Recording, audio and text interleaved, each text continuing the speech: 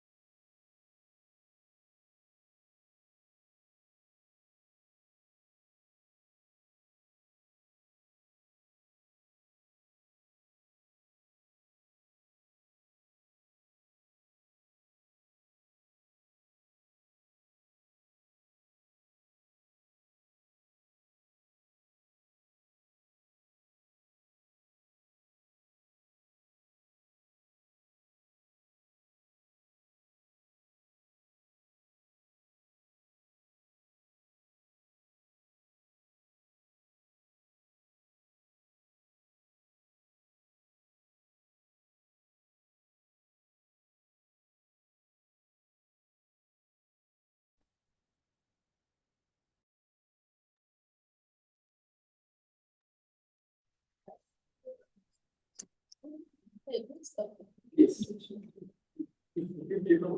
Who has this? If anybody 6 months, who has to continue with it? For this time, everybody is going to speak.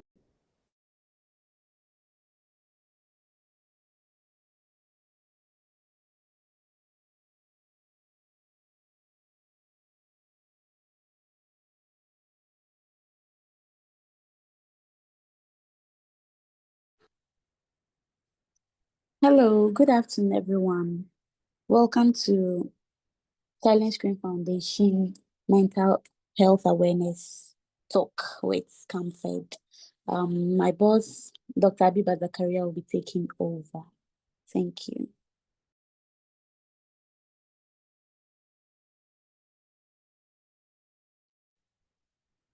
Hello, Jamina. Hello, everyone. Hello. I was hoping that there'll be a formal introduction from your team. Is that possible, or we should just go ahead and do the presentation? Yes, please, Doc. Please, let's go ahead. Maybe you can introduce yourself and then we can take it from there. Okay, so good afternoon. I don't know whether it's afternoon where you are. I suppose it is. Good afternoon, everyone. My name is Abiba, Dr. Abiba Zakaria, and I'm not a medical doctor. I'm an insurer, but I have a passion for mental wellness, and so over the Yes, I have built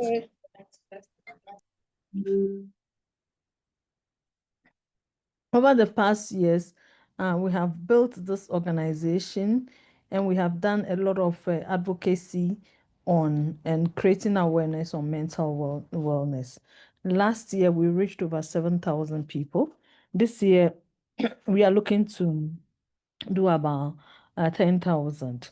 And we are happy to be on this platform with you. I'm just going to take you through a quick presentation of mental wellness.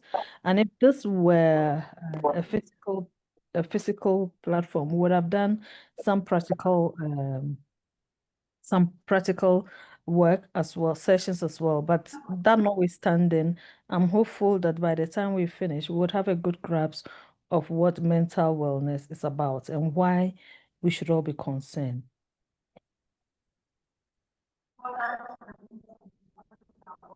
Now, with your permission, kindly let me share my screen. And then, so the host is not allowing sharing for this meeting.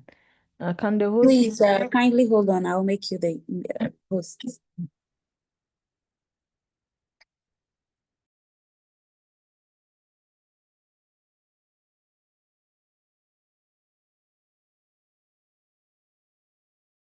You are now the host.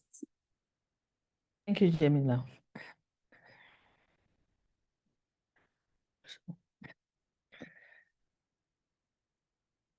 Please indicate if you can see my screen, kindly.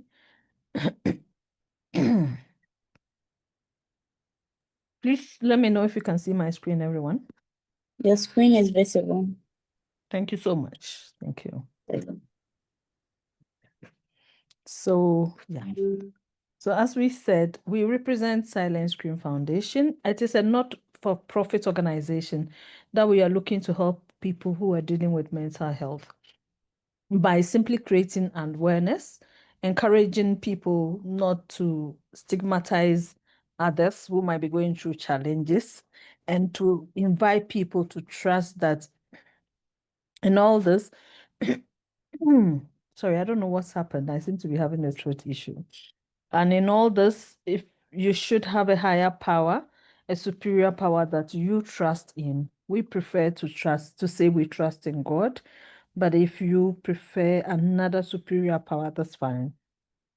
And then we are inviting you not only to listen, but to join us in creating the awareness. Tell somebody about mental wellness and help somebody going through mental wellness.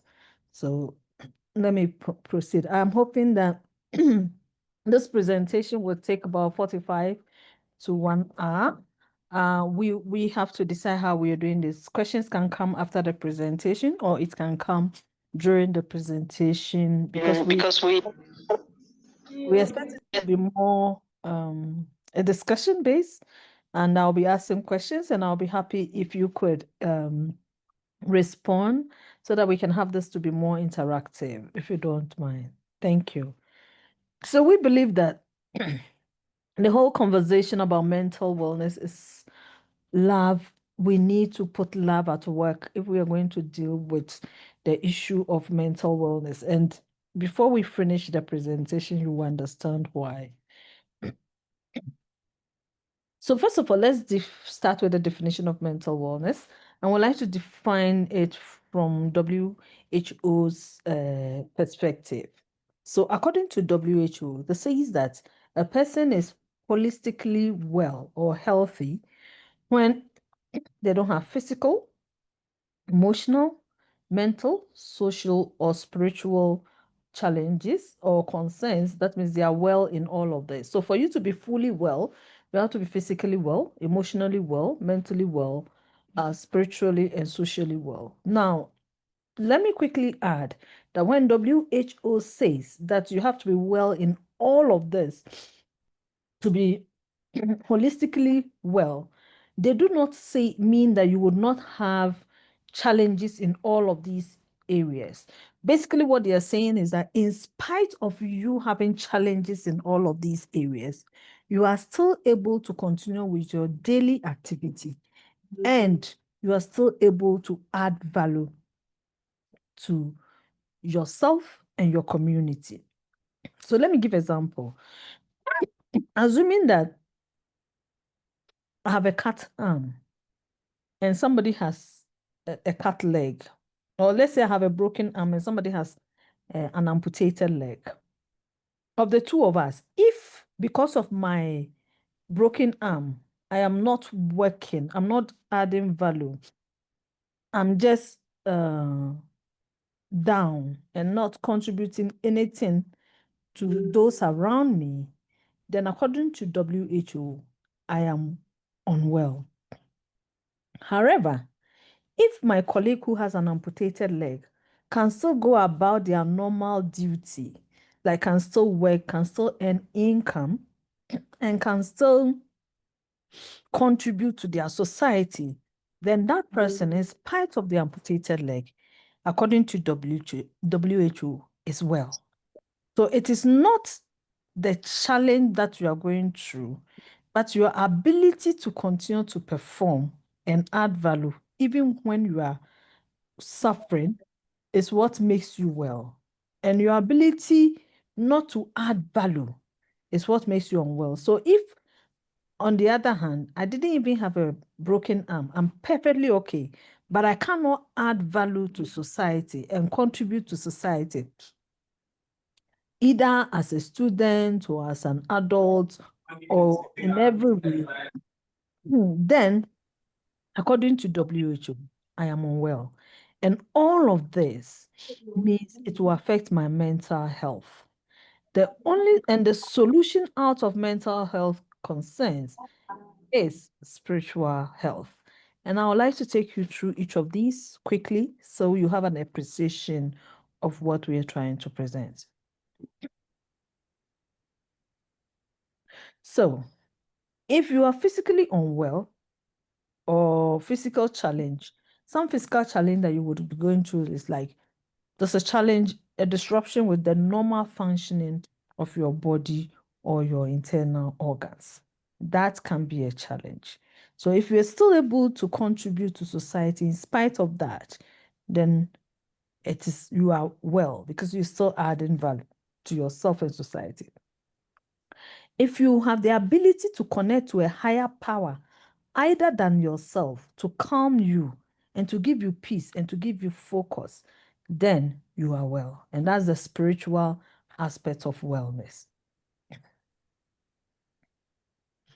Then, if you are able to deal with emotions positively or negatively, like a normal person, then you are well. Some people, where you have challenges dealing with emotions normally, and you are struggling with your emotions constantly, then you have a concern. And if you're able to cope with normal human relationship, talk with others, have a relationship with others, have meetings, conversation with others well, then again, you are well. And if your mind is said that you are not able to cope with the normal stresses of life, and it affects your productivity and fruitfulness. At this point, uh, you have a mental concern. But if you're able to do all of them, then you are mentally well. And like I said, every one of the ones we mentioned earlier, if you are unwell in them, leads to mental wellness. And according to WHO, you should be well in all of them to be holistically well. Now, let's look at what it means to be unwell.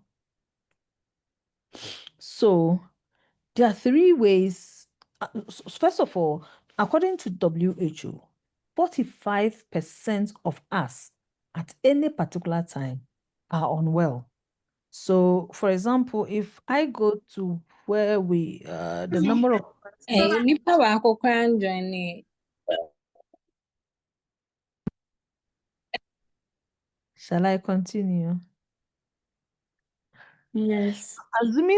Assuming we're 12 or 15 or 20 of us on this platform right now, according to WHO, half of us are unwell at any particular time. So sometimes we stigmatize people because we think that we are well.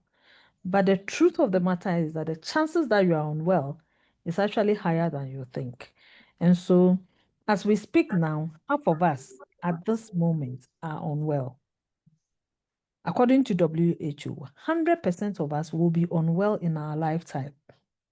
So it means that all of us in our lifetime have been unwell before. We believe at Silent Scream that at any particular time, there are issues that makes it potentially possible for us to be unwell. The only reason that we have not been able to the only reason that we've not noticed it is because it has not caused the sort of level of stress or the level of challenge that other people experience. So let me explain exactly what I mean by that. So we all have issues that makes us unhappy, that makes us stressed, that makes us concerned. Those issues, so long as they are dormant, they don't matter. But when they become dormant, when they come up, they move from dormant to active, then in this case, we become unwell. In actual fact, statistics show that wellness travels from one stage, a low level, to middle and to high level. So most of us are within the low and middle bracket. That is, we have it, but it's latent. It's waiting for something to happen to spike it up. But others, it is those who are at the high level, they are the ones that we see on the street and everybody calls them mad people. But all of us have a latent part that can cause us to be unwell. Now, what will cause us to be unwell? Hey, 24 people. Please, if you are not asking a question, kindly keep your mics mute so that the meeting can go on smoothly. Vida, Evelyn, and Aisha, kindly put your mics on. Okay. How do I Thank you. remove? Thank you. May I proceed? Yes, please. Thank you. Thank you. So, like I said, unwellness travels through a stage. So, there are several causes of it. So, first of all, it can be through an injury, or it can be as a result of internal or external stress. So, just like your physical body can be injured, so can your mental health, your mind be injured. It could also be, and the injury can come from external or internal sources. It could also be, and then when you have had the injury and you have not treated it quickly, then the treatment delays. And when the treatment delays, then you'll get unwell. And I'll take you through all of these one by one, so you appreciate that. Injury. So like our physical bodies, our minds can be injured. And it can be injured in several ways. So first of all, at birth, some people are born with injury at birth. So, or defective or hereditary. So it comes at birth. Either you are born, some are born with maybe a hearing problem, some might be born with maybe blindness, some might be born with limb issues. So it comes, you are born with it. Similarly, some can be born with mental concerns right from the beginning. And sometimes it also happens out of life dynamics. Life happens to all of us. So you can get, just like you can get injury on your physical body, you can also get injury on your your mind as well. So for example, if say you were born without an injury, a physical injury, and maybe you'll get involved in an accident and then you lose a limb, that is life dynamics happening to you. Or you can be well and then suddenly you develop an internal organ issue and then it begins to kill you slowly. That is a physical injury, but internal injury. Similarly, your brain can get injured along the line. And there are several ways that can cause this injury. So, for example, you might lose a loved one, and that can injure you. You cannot recover from having lost the loved one. Or maybe you can even be going through work problem. Your boss is promoting everybody. You are not promoted. That can injure you. But also, even sometimes being promoted, you're promoted, you're given a higher responsibility, you don't know how to handle it, that can cause you an injury. Or somebody can say something to you that hurts you so much. Like when you were young, somebody could have called you a name, could have uh, lied about you, or could have done something that devalues you, and that becomes something that traumatizes you for the rest of your life. So, for example, somebody can call you, say, black monkey, and that can traumatize you for the rest of your life. So, those injuries happen. It could also happen because you are aging. As we age, our body gets weaker. So does our mind. Our brains get weaker as we age. So, for example, you come across that we have several stories or common stories of how our aged, the old mother or old father, will claim that the whole day they have not eaten. Meanwhile, everybody knows that they've eaten. Sometimes, even as they are talking, their hands are still swelled with the food that they have eaten. Or sometimes they get some deteriorate to the level that they begin to act and behave like children. Just like most of us, when we're younger, we can run, we can jump, skippy rope, etc. But as you're getting older, you're unable to do certain things. So the same thing with your brain. It also weakens as you get older. So this is why any one of us is successful to getting a brain injury or a mental concern.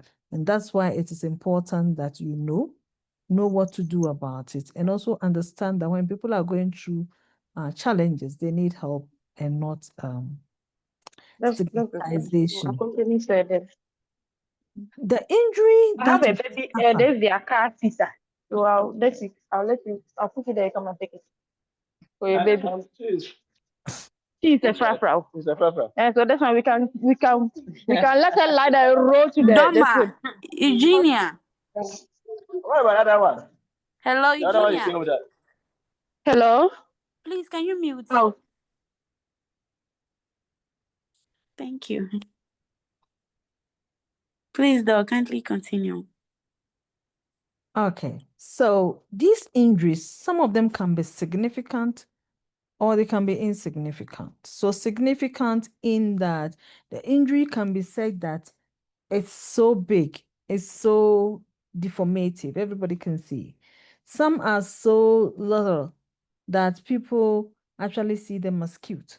So, for example, if somebody has bow legs, in the past we'll say, oh, what beautiful legs, and we admire it. But it's actually a defect. However, if the same person has knock knees, then we laugh.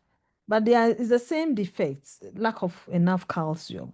So sometimes the injuries are said that we find them cute and nobody sees anything about it. Like a dimple or something small that everybody sees it and go like, oh, this is so cute, this is so nice. So if that is the stage, it's not a problem. But where it becomes big, then that becomes a problem. So sometimes our mental health concerns can be so little, so insignificant that people actually find them cute. Meanwhile, they can't be an issue. So, for example, you can have somebody who is always laughing, everything they find interesting and laugh always. So they might be hiding something, but everybody seems like, oh, this guy likes to laugh, is so cute, etc. But probably they might be nursing a much more an injury. Whereas if somebody is always angry and agitated and screaming and shouting and banging, then we are concerned and we say the person has an issue. So again, the injuries can be significant or insignificant. And that's where a lot of people, where it's insignificant, it's ignored most of the time. And that's where we need to be concerned as a people. So the next thing we need to look at, so we've discussed where the injury can be coming from. And like we said, it can be hereditary, it can be life dynamics, or it can just be age. Now, a lot of the injuries, when they happen, some of them we are not aware until there's a stress. So the stress, like we said earlier, can be external, it can be internal. The stresses may come from the people or the environment around us, or it can come from issues such as a loss, a gain, fear, failure, superiors, peers, etc. So if, for example, I've broken my leg, as long as I'm seated, it's fine. Nobody looking at me will know that I have a physical injury. But it's when I have to get up and stand up on that broken leg, that's when they know, or even I know or feel the pain of the injury. That is when I put stress on the injury. That is where I feel it. So same way with the mind. When nobody has put stress on your mind or the area that you have concern with, then you have a problem. But when somebody puts stress, then you have concern. So for example, how would you know you have an issue? You will know that you have an issue where your reaction to an event is different from the normal. So if say somebody comes, like two of you are both short, and somebody comes and goes like shorty, and one goes like, no big deal. Maybe gets angry small and says, oh, please don't call me shorty, and just leaves it. But someone finds it funny and laughs off. Another one is so angered by it, they will follow this person and insult the person and fight over it for so long. So it means that there's a problem there, and their reaction to the word shorty is definitely different from the norm. So anytime you find yourself reacting to a situation or an event that is different from normal, and it means that you have an injury there. And your reaction to it is a result of a stress that has been imposed on you. So the person is angry and shouting and unhappy because somebody has activated what it is, whatever it is that caused that pain. So if you find that the person is reacting to shorty, it is because probably in the past somewhere, somebody has said something about being short, or the person has experienced the negative effect of being short. So the person's reaction to the word shorty is totally different. There's a popular saying that says that somebody who has been bitten by a snake, even when they see a rope, they run away. So those are the things that can cause or lead to people reacting to, or the people's brain damage coming up when stress has been imposed on it. Now, the other thing that could happen is when there's delayed treatment. So like I saw, if you get an injury and you don't treat it well, it festers, it becomes big, and it becomes worse. Same way, if you have a mental injury and you don't treat it quickly and fast, it festers and it worsens. I remember when we were young, you go around and you injure yourself, you cut your leg, you fall and break an arm, get some small wound, and you hide it because the treatment for hiding, for when they are treating that wound, it is so painful. Hot water, they will pour it on the wound and all of that. So you don't want to tell somebody that you have a wound. And the more we hide the wound now begins to fester, it becomes big, and it becomes worse. Sometimes by the time they see it to treat it, it has increased, tripled, or quadrupled in size. The same way, when you don't recognize your mental concern early and treat it early, it festers and it can get worse. At this point, let me pause so that if there are questions, we can try and address them before we move on. Any questions at this point, please? If you have a question, you can send it via, you can send it as a message and we'll read it, or you can just ask the question. So I have a hand up. Yes, sir. Mr. Ampedu, you want to proceed, please? Yes. You can Good unmute. afternoon. Afternoon. Doctor, Good I about the sore that we had. Yes. That time, treatment of sores were not done the way they are supposed to be done Yes. because the hot water was rather boiling the sore. Then Yes. it would bring about a pus Yes. or something that would bring about what do we call it? Like a boil. Yes. So as they press with the hot water, then you'll be having more pain because of that situation. I don't know whether this time treatment of sore has changed because I'm relating it to the mental wellness. Yeah. I'm relating it to the mental wellness that sometimes you think you are solving the problem, the mental Yeah. problem, but you may rather be worsening it Exactly. because of the way Lack it is of being knowledge. managed. So I Agree. don't know whether there are new methods of managing some of these things because recently there was this gentleman at the medical school, second year, who was posted all over social media that he was missing. And he was finally found. And then I on one of the platforms that I found myself in, I commented and said that what I read, the parents were saying that he was in class and he left the classroom and he cannot be found again. If the medical school will not help the child, why force him? So in my innocence, I put it on the page that if he doesn't want to do medicine, don't force him to do medicine. Right. The bashing that I got on that platform, Wow. innocent conditional sentence by saying if Yeah. you understand, if the person does not want to do medicine, let's not force the person. Maybe he doesn't want to do the medicine and that's what is making him depressed because the parents wrote that he has been in depression for the last quarter. I get me. And he's in a medical school and he's sitting in the class there. He walks out of the class and he cannot be located again. So there can be a lot of interpretation to why he left the class.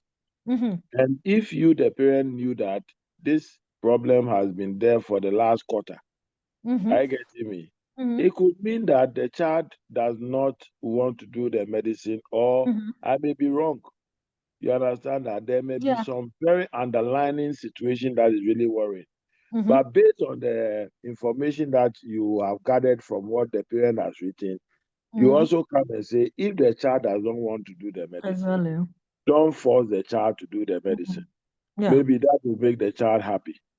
True. So sometimes people will attack you in our society for showing an opinion as a concerned parent.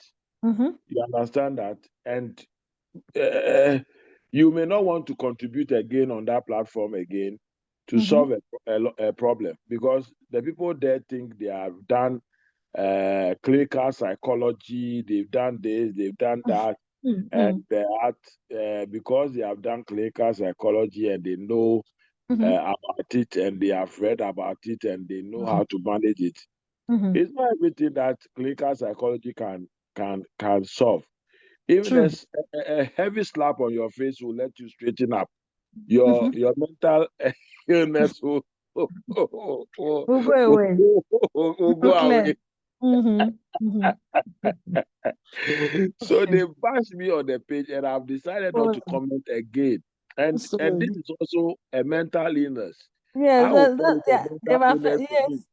yes, they've given you a mental challenge. Exactly, because Yeah. I was innocently as a parent concerned Yeah. about the boy, Yeah. and instead of they handling me, they were Yeah. using their knowledge base and things that they know and all that. You understand what I'm trying to say? And bashing me left and right. You get it? So I decided that okay, if there's a situation like that, I won't comment again. And that is also a mental situation. True. Yeah. They have boxed me. Yeah. They have boxed me. not to be bold to talk about issues. You get it? At this young age.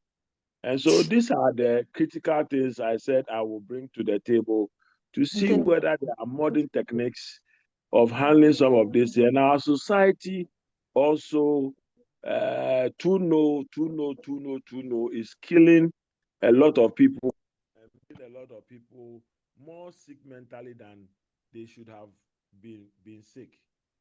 So my little contribution and my insights and things that I've observed over the past 2 weeks. I don't know whether you saw that boy, the medical school boy thing that they say he was missing.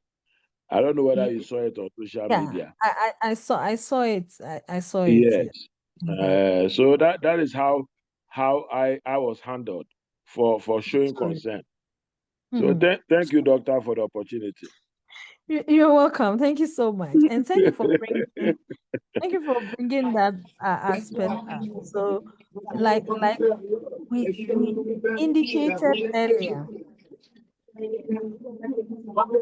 somebody's phone is on. Somebody's phone is on. Can the person help by putting it off on mute, please? Thank you so much. Hello. The lady with iPhone. Yeah. Somebody has iPhone. Can you kindly put it on mute to help us?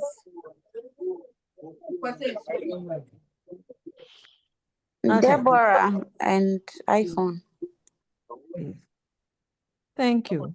So, like we said earlier, sometimes what somebody will say to you can affect your mental, your Doc, mind since you are the host, you can mute the people directly. from here. Okay, let Yes, me. kindly mute them. Because I don't know what's going on and why people are like. So sorry. Oh,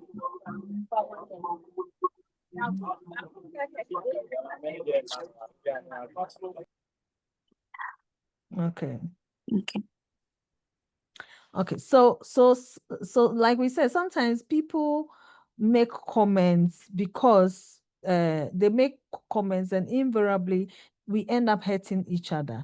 And so yes, it is very difficult to make these days with social media. People can just cow you down. But you are right, a lot of the problem has been because we ourselves do not even understand mental wellness as much. We understand physical wellness because over the years, human beings have seen physical wellness and so have found solutions and treatment for it. Unfortunately, until mental wellness has not had that opportunity. For a very long time, people did not even know that such a thing exists. In fact, even now in our society, especially in the African context and the Ghanaian context, a lot of people don't believe that there's such a thing as mental wellness.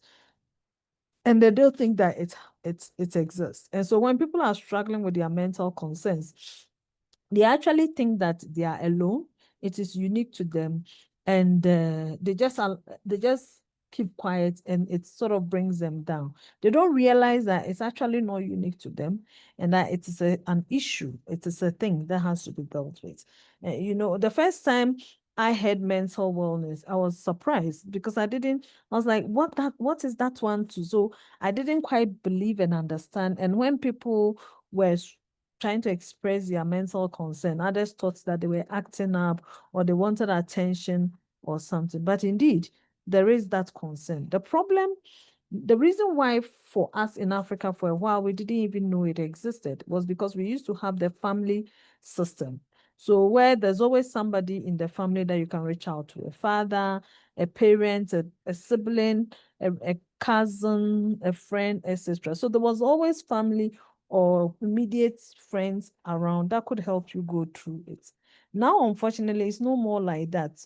We spend most of our time, if we live in Accra, it's basically the nuclear family, for example. And then in the morning, parents are going to work, children are going to school, we come back, all we want to do, finish schoolwork, finish homework, find some food to eat, settle down, and we are gone and we come back. So there's very little time we have to be there to support each other. And also when we do come back, I mean, probably the parents will spend only the weekends with the family or with the children. And so during those weekends, when we don't even spend all of it, because we spend some at funerals, some at weddings, some at child outdoorsy, etc. The few hours we spend with family or with the children, we try to box every parenting within those few hours in a week. So probably that's when you want to correct the person's posture, how the person eats, how the person talks, what the person should not say, what they should say, how they should think, etc. And we end up messing up. So yes, it is true that during those old times, we didn't know how to heal a sore. Now it's very easy. They don't put anything hot or sensitive. In our father's time, it was even worse. They used to melt oil and pour on the sore. So as far as we were even like it was hot water. But of course, this new generation has gotten it better. They find better ways of trying to heal the sore without hurting the person. So that at the moment, I would say that the mental wellness stage in Africa, we are at that time when our parents were receiving hot oil being poured on their sores. Maybe with time we would move on to hot water and then probably to a better state. But for now, a lot of us still go through mental wellness without adequate provision and support for. Now, these are the stages, and thank you so much for your question. It was very welcome. I don't know whether anybody wants to share a thought on the question and what we've done so far. If anybody wants to do it, can you raise up your hands, please? So then I can call you to share your thoughts. I'm going quickly scroll through to see if there's a hand up.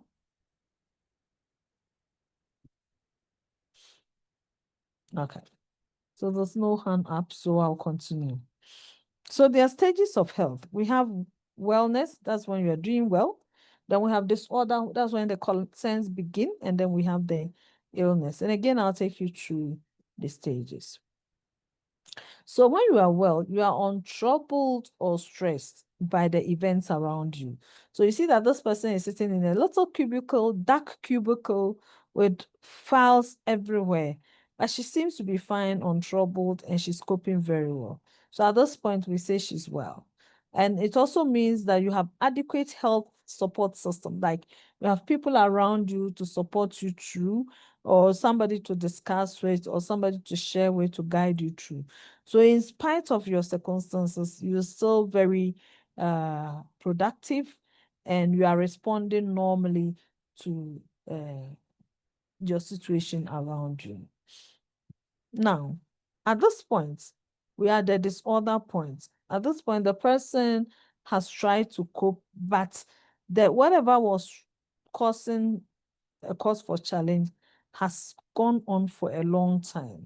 So when the stresses in your life last very long, longer than you are able to cope, or your support system is able to support you to cope, then you will soon find yourself leading towards disorder.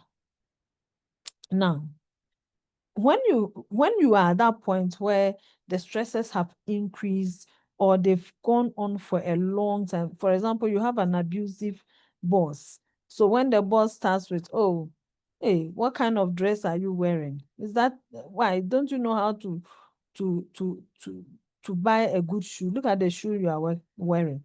At the beginning, you can cope, smile and say, oh, this, and give an excuse. But when it becomes every time this boss sees you, they have a negative comment to make or the other, now it becomes difficult and you are unable to cope at all. And so like the lady, now she's been in the dark room for so long, she's unable to cope like before. Then when that happens, you begin to react differently from the norm. So your reaction now changes. It's not like you used to react. It's not like you used to be able to cope, because at this point, all your coping mechanism has been, the way that you were okay with it is being used up. So you begin to develop coping mechanisms to deal with the situation, because your normal self can no more deal with it. And some of the coping mechanisms people employ is that they abuse, that is, they overreact, or they avoid, that is, they keep away from it, or they act or mimic. So let's take each one by one. So those who abuse, they overindulge. So they overeat, and you can see that this lady is overindulging in coffee. You can see that she's taking cups and cups and cups of coffee just to cope. So they overindulge in food, some in sex, some in drugs, some in media, social media, etc. And sometimes people think that they are acting up. So when such people enter a space, they are too loud, they are shouting. I mean, their voice is on top, they are super happy, they are hyper, and they are the ones cracking all the jokes, and everybody is laughing. So sometimes everybody thinks they are the life and soul of the party. But that is another way of them hiding how they are feeling. And that's why sometimes you hear that somebody committed suicide and you are like, but this person, everywhere, he was the one who would cause us to laugh, and he would say this, how come?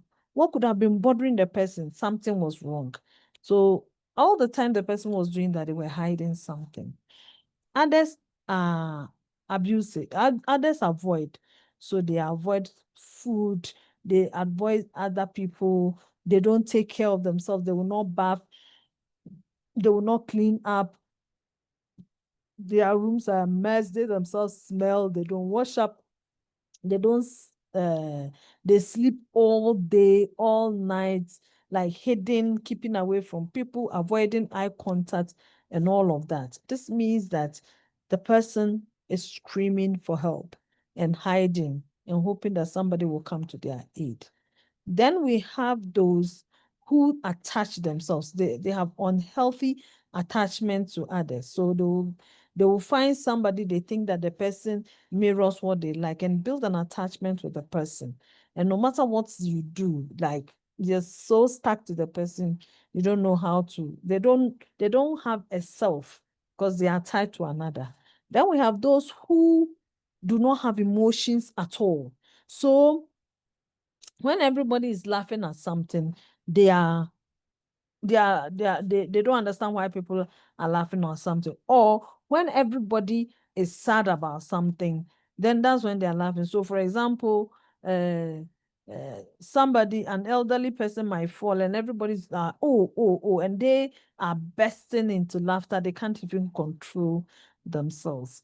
So, and then we have those, so they don't know how to express themselves, or something that everybody, we are all angry about, then they will be over angry to the extent that nobody now understands, or they'll be over joyful when they should not be, or they simply mimic others. So for example, when they come to work and they find that, like I said, the story about somebody falling, an old lady falling, and everybody is going like, oh, their first instinct, they will laugh out loud.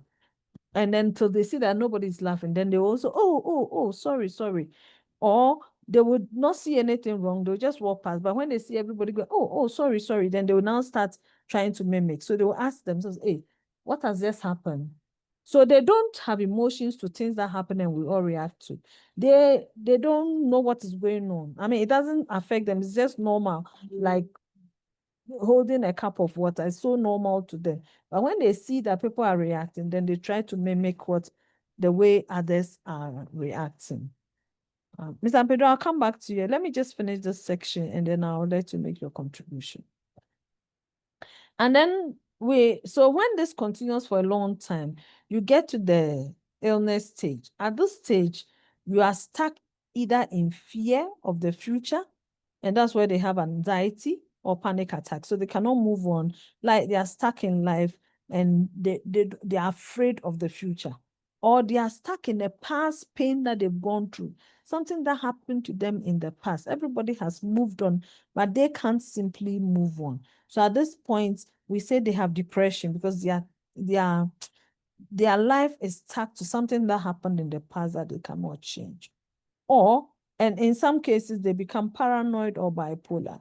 Paranoid is when they begin to hear and see things that are not there, or bipolar is when they begin to exhibit different personalities at any particular time. One moment they are fine and nice, another moment they are withdrawn and sad. And so after some time, some of them will lose interest in life. And that's when we say they are burnout. They lose interest in life. They don't want to have anything to do with life. Life has no meaning for them. And then finally, some can do self-harm. Some can kill themselves. Some can cut themselves, and all of them. The worst are the men, or the boys, or the males. When males plan to kill themselves, more often than not, they carry it out. So if you're a family member, you are a friend, and you don't take note, before you realize, you lose them. So you have to be very keen and pay attention to be able to recognize when somebody needs help or is going through challenges or emotional stress, and to be able to help. Otherwise, you would think you know the person in your house, you think that you are on the same wavelength with the person, but the person could be slowly drifting away from you. So at this point, Mr. Pedro, I saw your hand was up. You can go ahead and make your submission. Was that the last? Was it when your hand was up earlier, or it's sorry, when your hand was up earlier, or you have your hand is up again? Hello, sir. Hello. Hello. Okay. Hello. Okay. Yeah. Okay. I guess his hand was no up. Maybe the last time it was up. Okay. So we'll proceed. Unless somebody has a question or wants to make a contribution. I actually wanted to talk about those of us on the call, Okay. that some of us may have the situations you described in your slides. Yes. So how can we be helped? Okay. We have people who are collectors. Yeah. They cannot let certain things go from their rooms. Yes. They have a dress they have not worn for 4 years, and it's still there. Mental slavery. Yeah. Yeah. Yeah. Yeah. and and and we have people on this call who have these problems. So Yes. I don't know how Silent Scream Can help. will be engaging each and every one of us to be helping us to manage some of these things. Okay. Um, there are some marriages also that the other partner likes to keep things. Mm-hmm. The husband will be saying, "Oh, why can't we pack these things and go and dash them out? Okay, and let's start all over again. God will supply." But the person finds it very difficult Mm-hmm. to let these things go. So the whole place is clouded, Mm-hmm. and for me, I see it as a mental issue. Yeah. So I don't know, but Yeah. based on the things that you are talking like about eating, Yeah. some of us sometimes in our reverse mode, Yes. we start eating bread, eating things that we are not supposed to eat. By the time we realize, our stomach has become big, Yes. and it's all because of maybe things that we are thinking about or things that are worrying us and all that. So I think that even with the team that is on this call, Mm-hmm. some of us may be going through some of these challenges, and I don't know how Silent Scream will be engaging some of us and helping us to come out of some of these challenges. Okay. My humble submission. Thank you. Thank you so much. Thank you. Yes, it's very important. So Silent Stream has a counseling unit where we have religious counselors who can help people going through, and then we have professional counselors who can also help people go through their concerns. So we have both types of counselors on board. And then as we move towards the end of the presentation, we'll be talking about what we can do to help ourselves also as individuals, as families, as units and communities, and especially in the workspace also, so that we can help ourselves deal with this. The truth of the matter, sir, is that we all need someone. Every one of us is going through their own challenge and difficulty. And you just need somebody you can confide in, somebody that you can share with. Unfortunately, most of us think that, oh, as for this one, nobody will understand. Or as for this one, it's unique to me. And as for this one, it wouldn't make sense to anybody. So they are not willing and ready to share. And also maybe because they've witnessed how some people have some people have been treated when they shared their issue. Unfortunately, sometimes when you even share your problems with professionals or even religious counselors, some of them will use it to, use that as a topic to talk about, etc. So people are uncomfortable and afraid to share. To preach to use you to preach. To preach on pulpit, and everybody can tell whom they are preaching about. Yes. So The so following Sunday, the following Sunday, you don't want to go to church. exactly.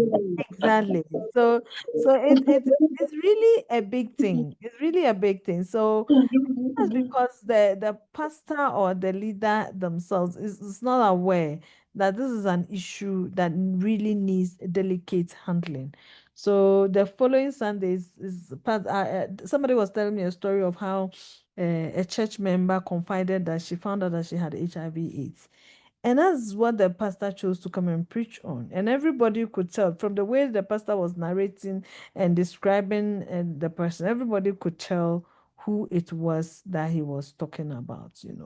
So, and the person just stopped going to church afterwards. So, it happens, or you tell a friend, and before you realize, we are passing and people are doing, and just before long, you realize that, nah, it has to do with something. And then you find out, even they wouldn't even present it the way you presented it, they will add sugar and pepper. So it is difficult to find the right person to talk to. But it is important, we will encourage, as we are going towards the end of this program, that you find somebody to share with, somebody you can trust. Is it possible we can have Igiginoto or whatever it is that is called, where the messages can go to the right people and they can engage you personally? Like you can send Igiginoto or whatever they call it, and I have this problem. I hope you understand. Yeah. I need somebody. I need help. I Yeah. need someone to talk to. But I don't want people to know that it is me.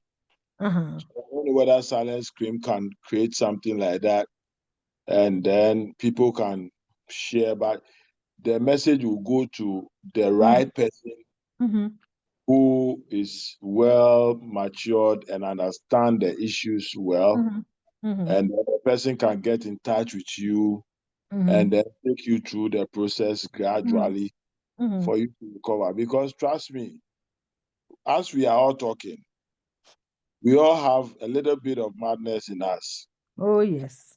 And and and I feel that if we heal ourselves, then we can also heal others. True.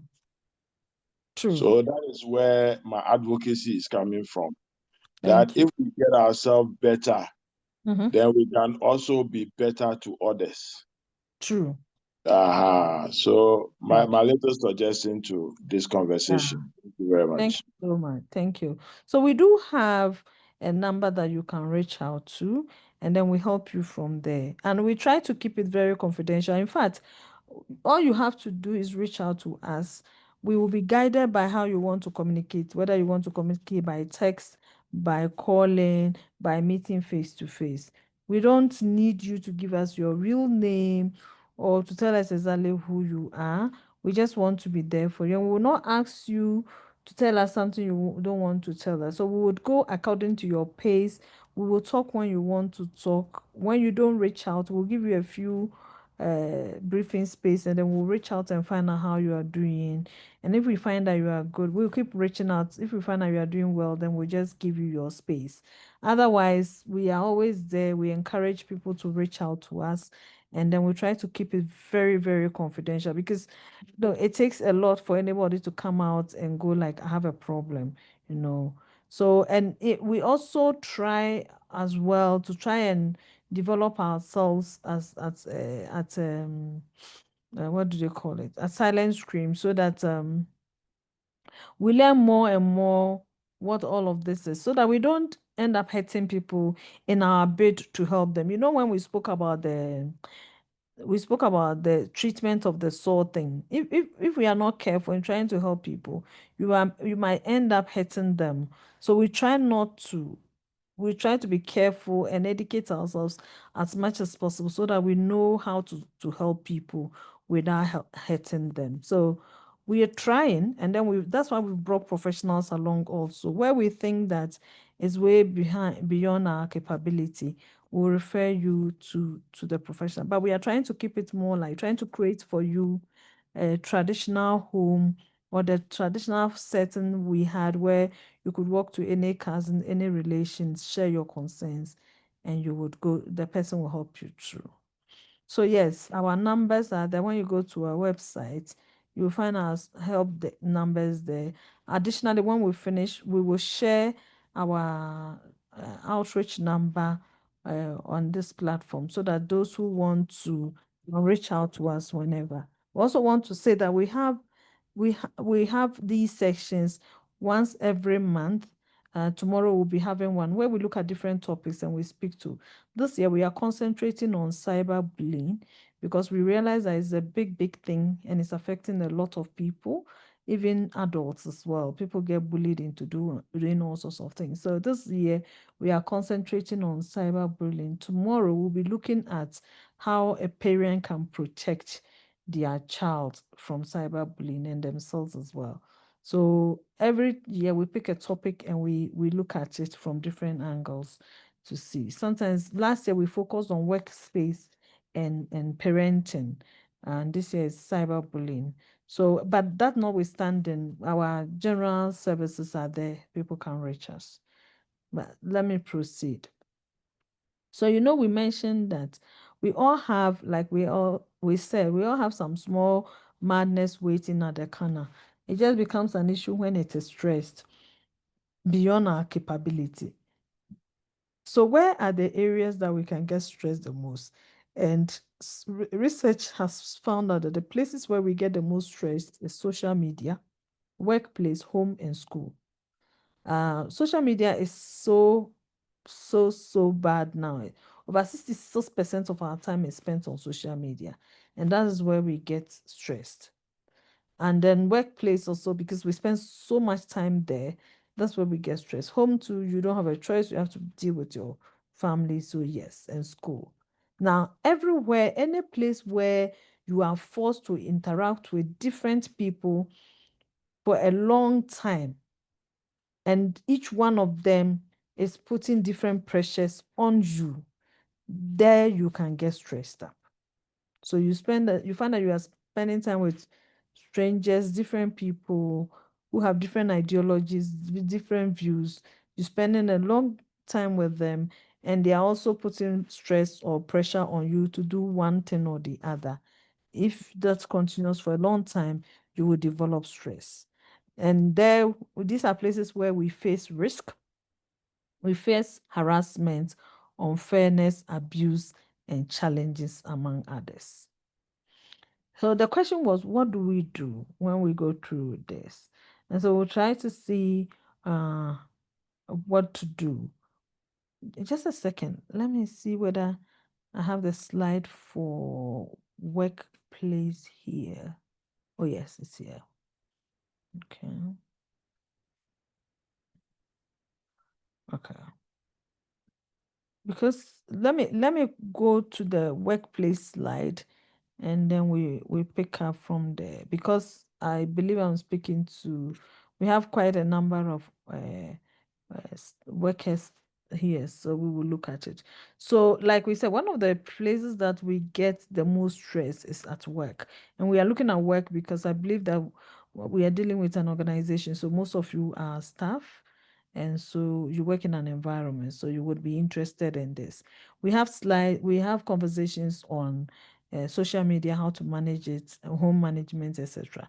But for the purpose of this program today, and the people that we are speaking to will concentrate on work. If you need us to look at the other aspects, we will look at them for you. So, workplace, one of the things you want to do to deal with mental wellness at work is financial well-being, where you are linking your income to your passion. So if your passion, whatever work that you are doing, you link it to be the one that you link it to your passion. It reduces stress upon you, and it reduces pressure upon you because you are enjoying what you're doing.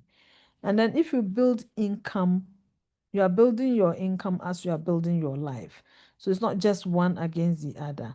That also helps. So you want to look at how you can build your income as you're growing older.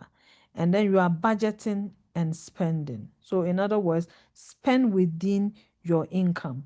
Do not spend more than your income. If you find yourself spending way too much than you are earning, then you get stressed up because you realize that you don't have enough to pay for certain basic financial commitments, and you get stressed wondering how to make the money, and yet you don't know how to.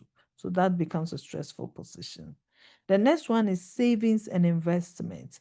Now, savings is different from investment. Savings is when you are putting aside small money, a small percentage of your income, so that you can use it to do something, maybe build a house, buy a car, or do something. The investment is the one that you are putting aside and you are forgetting it, so that tomorrow when you are on retirement, you can then live on it. It will take care of your future. So that is the investment. There are two separate things. The savings is for that project you have in mind. Investment is for it to take care of your future. You also want to plan your retirement. I say that the day that you start working is the day that you should start planning your retirement, because retirement will definitely come, and you don't want it to come at a time when you do not have any financial support to take care of yourself. You must also give and trust God's provision. The one way to gain is to give. So we must learn to give and support others, either emotionally, physically, financially, etc., and trust that God has our back. So financial well-being is important if you are trying to manage yourself at work. You also want to link your passion. So linking your passion to income, you should know your passion. Like, what are you passionate about? And you should make it earn an income for you. So the footballer has a passion, interest in football, and football is earning income. So definitely they are less stressed than you if you are doing an abstract program and that is not earning that much for you. You should also develop and grow it. So if God has given you a passion, a talent, develop the passion and talent to earn income. So for example, if it's football, you want to develop your passion and your talent in football so that you can earn good income. If it is singing, you want to do that so that you can earn good income. If it is managing others, you want to do that so that you can earn good income in life. So you want to work as you grow your income. So work-life balance is very important. You don't want to spend all your time just working. Or you don't want to spend without creating time to just have fun, be with family, be with loved ones. Neither do you want to spend all of your time enjoying life and jumping around without making provision for saving or investment or earning an income. You also want to build a trustworthy atmosphere around you. Let people trust you. So be honest in your dealing with people. And if you are honest in your dealing with people, people will trust you and it will help grow your income. So if somebody comes to buy something from you and the thing is 20 cedis and you sell the thing to them at 35 cedis, they will not come again tomorrow, But so you need to build a long-term, you should have a long-term focus. Then you have social contribution. Contribute to your society. It is important. We are all part of society. Society needs us, and it is better and important that we all contribute to the society that we come from. Because you never know, somebody will be contributing to you later. It's additionally contributing to society also makes us feel better. Budgeting and spending. So again, you want to do long and short-term budget. You want to live within your budget, and you have to keep your monthly spending stable. You don't want to have too much fluctuations in your monthly spending. Otherwise, you have surprises. So keep your monthly spending stable. Saving and investment, we said so. So you save for the large project, you invest for your future and for your retirement as well. Planning and retirement. So let your money work for you, right? And that's where you need investment. Spend time so that when you are on retirement, let your money be the one that works for you, and you spend the time then with loved ones, engaging with loved ones, enjoying their company, etc. It is not at your retirement that we are now struggling to build a house. If you haven't built a house at your retirement, don't bother. Just manage the small money you have, and don't bother now trying to put up a house then. Do what makes you happy. Again, at retirement, you have few years left to live. Make your life, do what makes you happy and not what stresses you. Otherwise, you will not live long. Giving and trusting God. So give your resources, give your time, and give your emotions, anything that will help others, and trust God to do the rest. You can never know tomorrow. You can never save enough. You can never plan enough. So you just have to trust God to come true. Okay, so before I come, let me go back to where I was before I jumped here. Sorry. So I will wait. If there are any questions, I'll take them before I move to what do you do? So the first thing you need to do is divine support. Understand that God created you and your brain, your circumstances, your future, your present.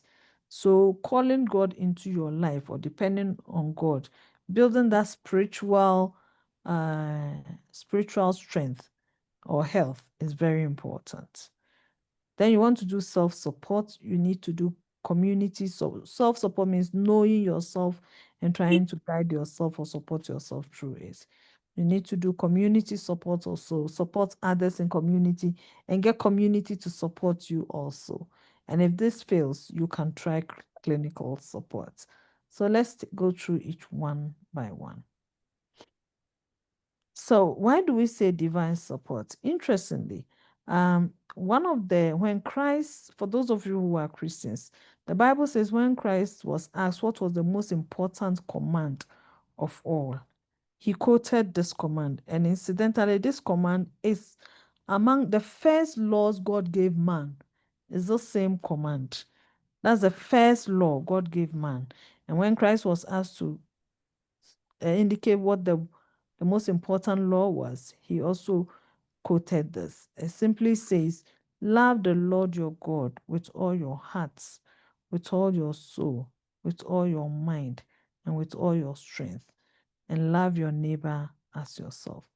Now, if you go back to this command of loving with all your strength, your soul, your heart, and your mind, you realize that loving the Lord with all your strength speaks to the issue of health, physical health. With all your strength speaks to physical health. With all your heart speaks to emotions. You remember when we're looking at emotional health.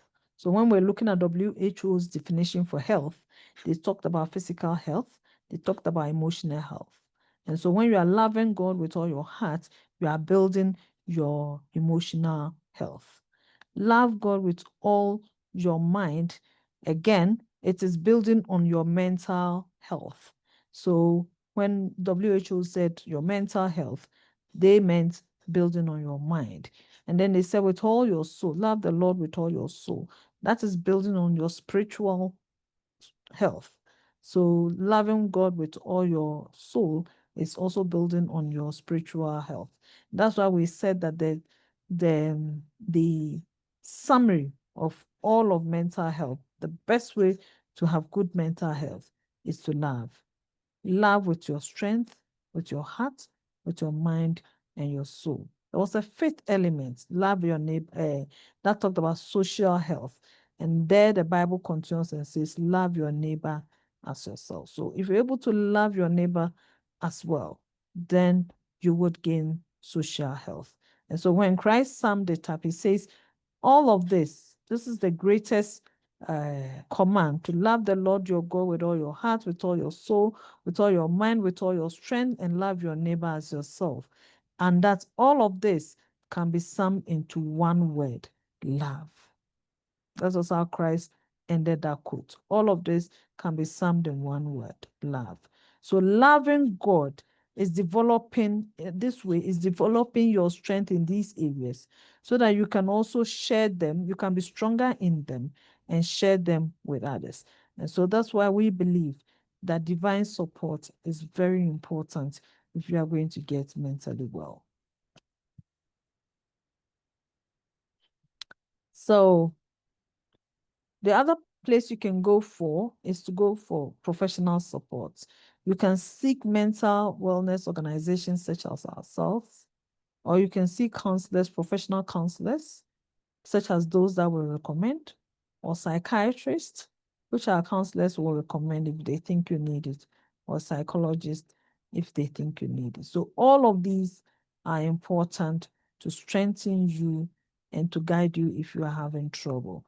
Fortunately, most of us are within the lower spectrum, which means that once you depend on God and once you build community support, which we are talking about, you may not need the clinical support. So community support means you should engage in enjoyable activities.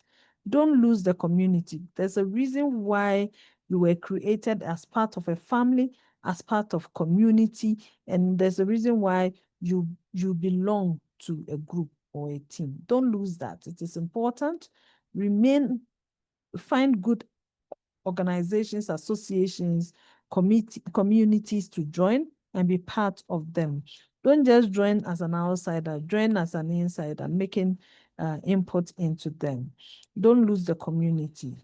Also, avoid judgment. Don't judge others because you don't know what somebody is going through and the challenges and difficulties the person is having. So don't judge others. Connect and don't condemn. Sometimes we condemn others. Somebody tells you their story and go like, but you too, you should have known better. No, you don't know what the person might not be able to share all that inform their decision, and you don't know what it is. So be there to support others when they need help. You also want to have a family support. So one of the key things is family support. Family plays a key role. Remember that I said that we used to have the family structure, which used to strengthen us. Unfortunately, the family structure is breaking down, but you can support your nuclear family by being intentional there for them. Be there physically, be there emotionally. Sometimes we are there physically, but we are busy on our phone, busy working, busy doing any other thing but being there for our loved ones. Or sometimes we seem to be, we are so physically away from our loved ones so much that we don't get to build a relationship with them. If their situation or your work or your life is said that you have to be away from your loved ones physically, please find an innovative way of engaging and connecting with them. From this video, you see there's a parent on the other side of the screen, and that parent is making time to help or to go through the child's homework with the child. That is finding an innovative way of dealing or helping the loved ones. All of these are important before we get called. So if you don't spend time with your children, with your family, with your loved ones, you will lose them. So create time to be there physically or emotionally. If you can do both, it's even perfect. Create time to be with society. And also, finally, create time to support yourself. If you know what your concerns are and what your challenges are, then you'll be in a better position to support yourself. And to support yourself, we say save a life, enjoy life. There are lots of things life has to give to you. Take your time, enjoy it. Life is too short. Don't wait till you are rich to enjoy life. Don't wait till you are powerful to enjoy life. Don't wait till you have everything or your plans come to place for you to enjoy. Because you don't know tomorrow. You don't know whether you will be rich. You don't know whether you will be well. You don't know whether you will be powerful. All you know is what you have today. Be happy and content with the life you have today and enjoy it in the limited space that you have. In fact, most people who are rich today, when you ask them at their happiest moment, they will tell you it was when they didn't have money. So whatever situation you are in now, take time and enjoy it. Eat well, exercise, reward yourself, rest, and express yourself. Avoid stressors. If there's somebody, all they can do is to make negative input into your life, avoid that person. You don't need stressors in your life. Those who stress you, if you can avoid them. If you can't, find a way of not being in the same space with them for too long. And then the things that stress you, if you can't avoid them, if your work is stressing you and you can, go look for one that will not stress you, even if it doesn't pay you as well as your current job. And exercise. Breathing exercises that we used to learn when we were in school. The one they used to say, breathe in, breathe out, that's exercise. It's very good. It calms your nerves. It calms you down. It gives you peace. So try and find time every day to do those breathing exercises. And also find time every day to do physical exercises as well. It's also very important. So, ladies and gentlemen, I think I've done my work. I've come to the end of our presentation for today, and I'll call for questions or answers if you have any.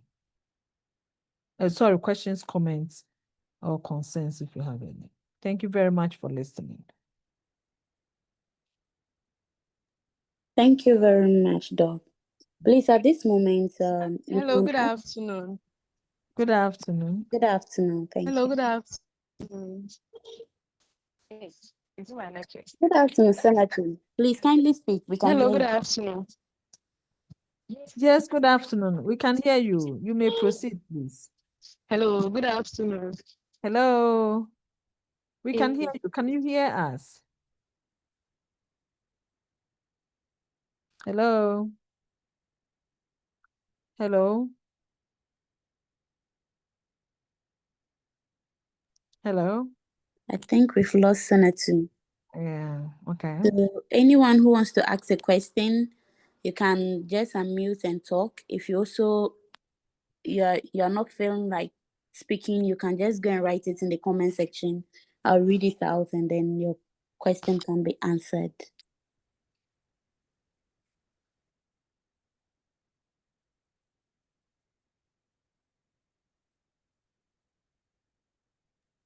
There's a comment in the comment section saying that there is a thin line between normal and abnormal. It's important to take care of your mental health. This is from Janet Adebia. Thank you so much. I agree with you, Janet. I think there's a hand up. Margaret, you may proceed, please. You need to unmute to do that. Yes, thank you. Hi, that was such a great presentation, Dr. Abiba. Thank you for your time and the good work done. Thank you, For dear. me, I think it's an addition I want to maybe just a comment. Okay. I'm a physician assistant, so most of the things you were saying, I could easily relate with them. But one thing I want to talk about is the fact that we should, try to build a mental shield around negative things. And how we can do this is we ourselves finding better ways to cope and also looking out for the other person next to us. This morning I actually met a patient that came, and then her main issue was that she is overthinking. And a further push, you realize that she was working with someone, and then there was some kind of argument, and it seems money issue came into the picture. And so she had to leave where she is and then come back to Sunyani, where her home is, to start, which isn't giving him the results that he's hoping for. And then deeper into the conversation, you realize he said she was working in a harbor, and then the workload was very heavy and all that. And then she started drinking, going into stop signs, taking cannabis and all those things. So you see, you have sometimes, if we don't sound like we are judging when someone is trying to tell us about their problem, just show a lot of interest in what they are saying, and make them feel that what they are really saying or whatever they're going through is valid. And you listen to them, they tend to open up. And when you do that, you easily connect them to the right kind of help that they need, because they may not have access to that, but you are the one who would have access to that kind of help. They may not also know that they are going through that, but you looking from a distance, you could easily identify what problem they are going through. So you see, it was work related, and then from her personal life, and then money came into the issue, wholly connected, which is what you basically spoke about. So we should try our best to listen, and then be there for one another, and control the things that are within us. No matter where you go to, you will meet the stresses. You cannot do away with them 100%. But what can you do? What is within your control? Because trust me, the systems in Ghana or Africa, they are not that supportive. No. And so we have to basically depend on ourselves. Most of the time, that is self-management. What can you control within you? And then create that better space around people, welcoming enough. Then that would be a great way to at least build our mental health and mental resilience. Thank you for this opportunity, Dr. Abiba. Thank you so much, Margaret. I'm grateful for your contribution. Thank you.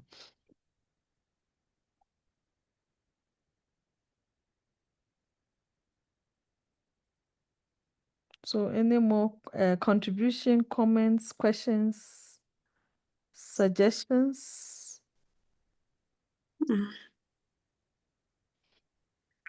Please, you can equally go to the comment afternoon. section. Good afternoon.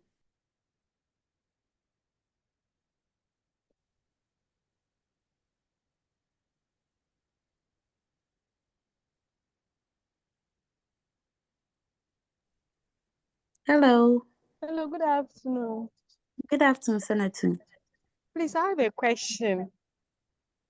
Okay. Okay, so actually I have two questions. One is it possible to hate somebody that you stay with or you live with because of what somebody said to you about the person? Like you are with somebody, you don't like the person because of what the person did in the past, and then based on that, somebody made a comment that you didn't like. Yeah. You don't know whether it's normal or it's abnormal, but you don't like the person. You just hate the person's existence. Yeah. You don't wish bad for the person. You don't wish good for the person. And also the second question is it okay? Is it normal that sometimes when you are stressed or when you are annoyed, you just want somebody to talk to? You don't want to talk to somebody that you know. You want to talk to somebody that you don't know, the person that doesn't also know you. So just go to social media, go through some people, their profile, pick somebody's, enter somebody's DM and then start talking to the person. Is it okay? Like, is it normal? Thank you. Thank you so much, dear. So yes, to the first one, yes, it is very possible for you to be angry or annoyed with somebody when you cannot even tell exactly what the person has done. Probably maybe the person reminds you of somebody in your subconscious, somebody might have done or said something to you. And anytime that you see that person, maybe there's circumstances surrounding it, or maybe the person looks like that person who hurt you in the past, or something else that makes you turns your mind to that thing, and then you dislike the person, or you believe a certain way. Like sometimes we say that, oh, people of a particular tribe are like that. So you sort of like link that to everybody in there, or people who are short are talkative or they get angry. So you sort of link to. So we do those links all the time. It's very normal. But the Oh important no, thing this one, the person actually did something. Hello, oh, yes. hello, Hello, I can hear Dr. you. Abiba. This one, the Yes. person actually did something. Uh-huh. The person actually did something, and you were blamed for it. Oh, then that's And when whenever people the get angry. person is doing it, Yeah. the person is not being fault, but you are being blamed for whatever the person does. And usually, when the person is doing or misbehaving, the one that will have to, the one that blames you is not around. And you can't Mm, also voice out at the end of the day that this person is this person that did it. So you just mm-hmm. have to, just for the sake of peace, you just have to swallow everything. And it's been over years, so like you not seeing Yeah. the person, it didn't trigger that kind of hatred. But the person came back, the person that Ah, was misbehaving, the person came back. yes. And that was when you realized that you had all these emotions in you. So you just hate the person. Mm-hmm. You told the person point blank that this I hate, like I don't like you. It's not I hate you, I don't like you. And Mm-hmm. you know when you don't like somebody, you know which good or bad for the person. I don't like you. But then I won't tell you the reason I don't like you. The person doesn't know the reason you don't like Mm-hmm. her. But Mm, you yourself, you know the reason you don't like the person. fine. Is it normal? It's not normal. Like the Yeah. person disgusts normal, it's not normal. Yeah, it is. It is normal that when you have suffered because for somebody else's mistake and you've not been able to voice out, there's that resentment is there. It's normal. And I think that the one that you don't hate, you don't hate the person, you don't love the person, you are very neutral towards the person. I think that one is even more is worse than expressing the emotions of hate for the person. At least then you are expressing it. But this one you are hiding, the emotion is in there, it's deep in there, but you just know that you don't like this person. But you nothing about this person face, I mean, draws any kind of anger or a feeling that you want to express. So it is very normal, but it's also a bad place. It's a bad place to be. You want to find a neutral ground that says, yeah, you've told the person this is how you feel about it. But then now you need to move to the place where you can forgive the person. You don't need to like the person and be the person's friend, but it's you should move to a place where you can forgive the person. The reason why you want to do that is that if you have to be in the same place with this person for a while, if you're not careful, it will begin to affect you. Because what's going to happen is that you are forced to be in the same space as this person. And anytime that you're in that space, you remember what the person has made you to go through. And yet you are not willing to have a conversation with this person because and I can understand it's very, very normal because like you can't understand why the person will let you take the fall for something they did. You can't trust the person. You can't believe in the person. So all of those are there. But the thing is, when we don't forgive people, we are the ones who suffer. The person that we have chosen not to forgive really doesn't suffer. So anytime you see the person and your heart is going, your heartbeat changes, your facial muscles changes and all of that, and you're going through the pain and all of that, this person has no idea this is happening and they are living their life normally. When you are in the house and you remember and you are thinking about it and you are remembering the pain, etc., and probably you can't sleep, the person is sleeping and probably snoring. So you just forgive the person, not because the person asked for it, not because the person deserves it, but for your own mental health and for your own happiness. So if you can, just tell yourself that you're forgiving the person. Pray for the the ability to the strength to be able to forgive the person. Work at it. You will find that the day that you're able to forgive the person from deep within your heart, you'll be very much at peace. And you can still continue your life of not wanting to engage the person or be part of the person's life. But at least you'll be doing it from a place of peace. And that's what you should be looking for. You need that peace for yourself, not for the person. So don't think about it like you are forgiving the person. Think about it like you are building your own peace so that you can move on with or without the person. Because chances are that even if this person knows, they might not even say sorry. And that's even the worst, when somebody has done something to you and they are not willing to even apologize. That's even the worst. So please, for your own sake, yeah. The second question was, can you repeat the second question again? I'm so sorry, I forgot. So the second question is it okay? Like, is it normal that when you feel like talking to somebody, like you are saying you are Yeah, you choose an overthinking, you are going outsider. through a lot, and you just want to talk to somebody, but you don't want the person to know you, like a stranger. You don't also go to outside and just look for a stranger to talk to because the person will see your face. Is it Yeah, okay to just go yeah. online, maybe Twitter, Facebook, like online, and then go through somebody's profile, enter the Yeah, person's DM? You don't have to yeah, mention your yeah. name. And they put, Just tell the yeah. person, just start rattling out whatever you have in your head to the person. Just like you want to talk to somebody, and then after that you feel okay. Like, is it normal? Is social media like, is it normal? It's very normal for you to want to do that. The reason being that for most of the time, you are looking to talk to somebody. In fact, it's the reason why we have named ourselves Silent Scream. You are silent, but you wish you could scream whatever you are going through to somebody whom you hope will understand and will be able to help you find peace. Two things, you don't trust that your family or your friends around you will understand. So you think that they might not understand, they might not get it. And also, you don't want to put yourself in a position where you are vulnerable so that people who know you will know your story and sort of like judge you. So you are looking for somebody who, if you like, is a total stranger who doesn't know you, and then tell them, but hoping that the person will give you hope. The only problem is if you don't identify the right person, you may get a backlash. You may get somebody because they don't know you. When people don't know you, the kind of things they can say and do behind you is different from what they can do and say if they know you directly.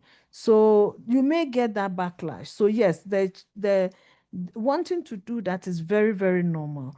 But my suggestion is find that someone in your life that you can do that with. It is very difficult to find that someone that you can do that with because there's always, you're not sure when the person will decide to go and open their mouth and say it's somewhere.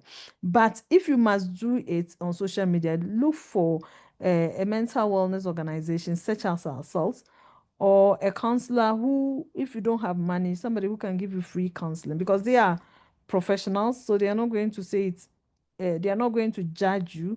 They are not going to condemn you. They are going to listen to you and try to guide you through your challenges. Yes. So finding somebody, total stranger to talk to, sometimes is the way that we protect ourselves. But just be careful that you choose someone who might not end up abusing you emotionally by the kind of things they will say and respond to you about. Because sometimes social media, some people can be very, very hurtful. They can just say something that will hurt you so much just because they are not in your shoes and they don't know you. So just be careful. Get a professional. And that's why we said that getting the person who will help you without hurting or harming your situation further is important. So get that person who will not harm you. If you can get somebody you know or somebody you have a relationship with that you can trust, fine. Otherwise, you can reach out to our group such as ourselves. Somebody definitely will help you out. I hope that helped. All right. Yes, please. Thank you very much. You're welcome, dear. I think, Mr. Pedu, your hand is up. Is it from the old one or is the new Yeah, one? it's also my contribution Okay. to the other speakers that have spoken. Mm-hmm. I just want to say that the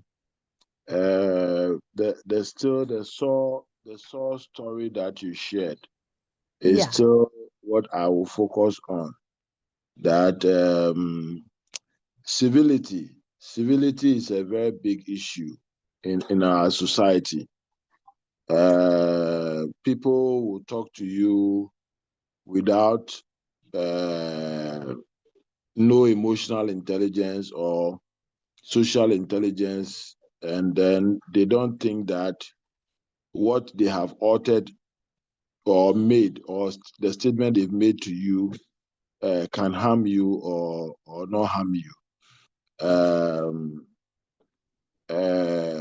I pray that we will do a lot more campaign for people to join Silent Scream as we go forward, for people to appreciate that these behavioral issues,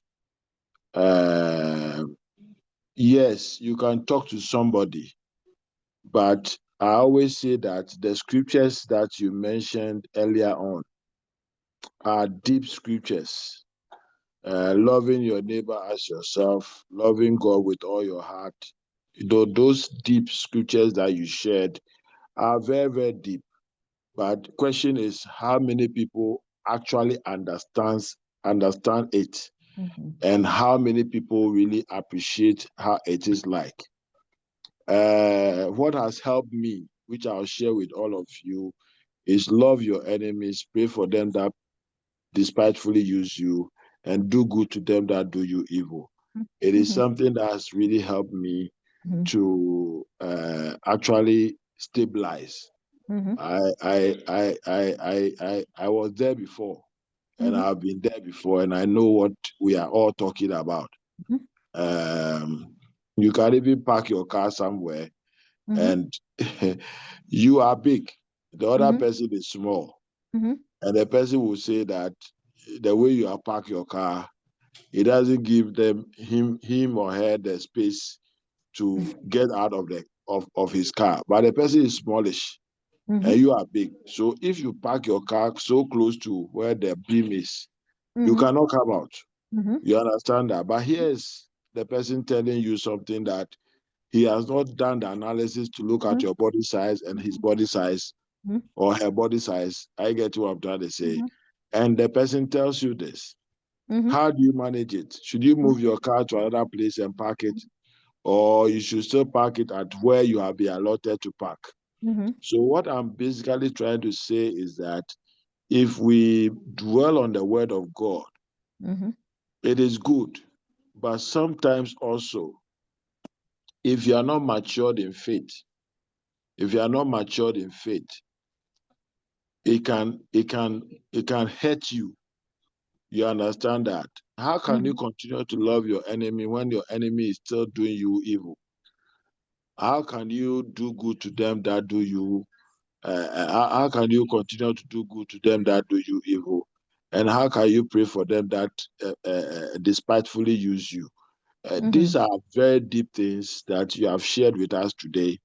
And if all of us can practice it a day at a time, we will get to a point where we would be able to manage some of this situation. When I was told this thing, you understand that I took it as a pinch of salt, okay, and then decided to meditate on these words, and then I was able to say, I will not move to wherever it is that I'm supposed to move to, because the moment I move the car from that place, it simply means that I'm communicating something, that the statement the person made, I'm responding, or I'm reacting to the statement the person made. But how can I show the person love? Can I still adjust the car, let the person have the space, and then as we go on, I will find a way of letting the person know that, oh, I have a big size, so if I don't park the car properly, I cannot come out, and it can also scratch my car. So can we make some amends here and there? So I would say that, Doc, thank you very much. Your scriptures that has come, and then the statements that you have made, and all the contributions. And we hope that we will be having such sessions more often. And for those who will say they want to talk to people that they don't know, you understand that. Sometimes it can be dangerous, because if the people don't know you and they listen to your story, they may not be able to counsel you very well. By Silent Screen, at least, is a body that is having professionals, people who know what they're about, and they can be of help.